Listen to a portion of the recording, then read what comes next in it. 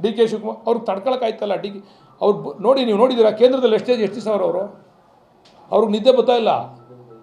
ಡೆಲ್ಲಿನಲ್ಲಿ ಮನೆ ಕೊಂಡ D K ಶಿವಕುಮಾರೇ ಕಾಣ್ತಾರೆ. ಅವ್ರಿಗೆ ಎದ್ದು ಕೂತ್ಕೊಂಡ್ಬಿಡ್ತಾರೆ ಒಂದೊಂದ್ಸರಿ ರಾತ್ರಿ ಹೊತ್ತು. ಇಲ್ಲಿ ಬಂದ್ಬಿಟ್ಟು ಅವ್ರು ಇಲ್ಲಿ ಬಿಟ್ಟು ಕೇಂದ್ರ ಮಂತ್ರಿ ಕೇಂದ್ರದಲ್ಲಿ ಕೆಲಸ ಮಾಡ್ಬೇಕಾ ರಾಜ್ಯದಲ್ಲಿ ಕೆಲಸ ಮಾಡ್ಬೇಕಪ್ಪ?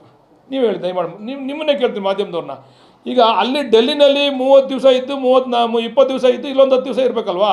ಅವ್ರು ಅಲ್ಲಿ 2 ದಿವಸ ಇದ್ಬಿಟ್ಟು ಕ್ಯಾಬಿನೆಟಿದಾಗ ಹೋಗ್ಬಿಟ್ಟು ಬಂದು ಇಲ್ಲೇ ಇರ್ತಾರೆ. ಈ ಅರ್ಥ ಏನಿದ್ರದ್ದು? ಅವ್ರಿಗೆ ನಿದ್ದೆ ಬರ್ತಾಯಿಲ್ಲ. ಡಿ ಕೆ ಶಿವಕುಮಾರ್ಗೆ ಏನಾದ್ರು ಮಸಿ ಬೆಳಿಬೇಕು. ಈಗ ಅವರ ಜೊತೆಗೆ ಮಗನ ಬಿಟ್ಬಿಟ್ಟವ್ರೆ. ಅವ್ರು ಬರೋಕ್ಕಾಗಲ್ಲ, ಮಗನ ಬಿಟ್ಬಿಟ್ಟವ್ರು. ಇವಾಗ ನಡಿ ನೀನು ಬಿಡ್ದಿಲ್ ಮಾಡು ಅಂತ. ಈ ಬೇರೆ ಕಡೆ ನಡೀತಾವಲ್ಲ ಇವೆಲ್ಲ ರೈತರ ಹೋರಾಟಗಳು, ಅಲ್ಲಿ ಕಣ್ಣು ಕಾಣ್ತಾ ಇಲ್ವ ಅವ್ರಿಗೆ?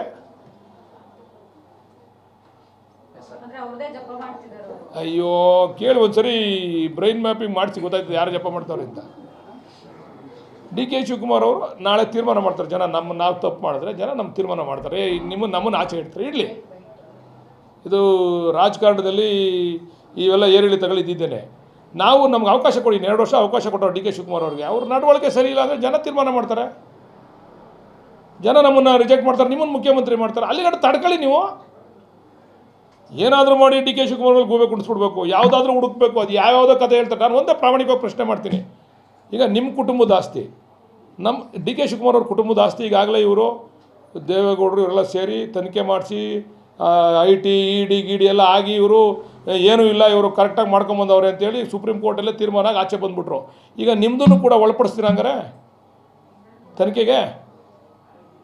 ನಿಮ್ಮದು ಕೂಡ ಪ್ರಾಮಾಣಿಕವಾಗಿ ಚರ್ಚೆಗೆ ಬರ್ತಿರೋ. ಹೋಗಲಿ ಚರ್ಚೆ ಮಾಡೋಣ. ನೀವು ಹೆಂಗೆ ಸಂಪಾದನೆ ಮಾಡಿದ್ರಿ? ನಿಮ್ಗೆ ಇಷ್ಟೊಂದು ದುಪ್ಪಟ್ಟು ಆಸ್ತಿ ಆಯ್ತಲ್ಲ. ನಿಮ್ಮ ಮಗನ ಹೆಸರಲ್ಲಿ ಅಷ್ಟೊಂದು ಆಸ್ತಿ ಐತೆ, ಹೆಂಡತಿ ಹೆಸರಲ್ಲಿ ಐತೆ, ನಿಮ್ಮ ಹೆಸರಲ್ಲಿ ಐತೆ, ನಿಮ್ಮ ಅಣ್ಣ ಹೆಸರಲ್ಲಿ ಐತೆ, ನಿಮ್ಮ ತಮ್ಮನ ಹೆಸರಲ್ಲಿ ಅದೇ. ಇವೆಲ್ಲನೂ ಕೂಡ ಚರ್ಚೆ ಮಾಡೋಣ ಸಾರ್ವಜನಿಕವಾಗಿ. ಹಂಗಾರೆ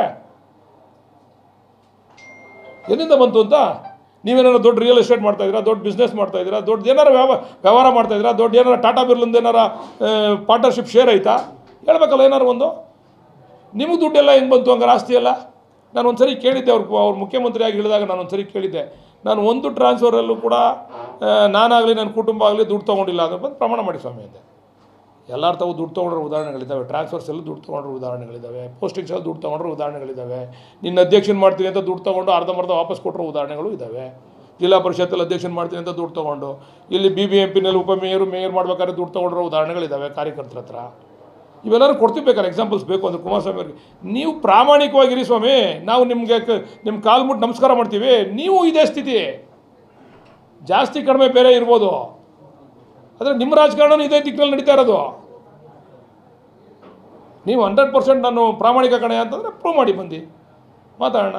ಸುಮ್ಮನೆ ಹಿಂಗೆ ಈಗ ಅವ್ರ ಉದ್ದೇಶ ಡಿ ಕೆ ಶಿವಕುಮಾರ್ ಅವ್ರಿಗೆ ಕೆಟ್ಟ ಹೆಸರು ಬರಬೇಕು, ಇಷ್ಟು ಬಿಟ್ಟರೆ ಬೇರೆ ಇನ್ನೇನು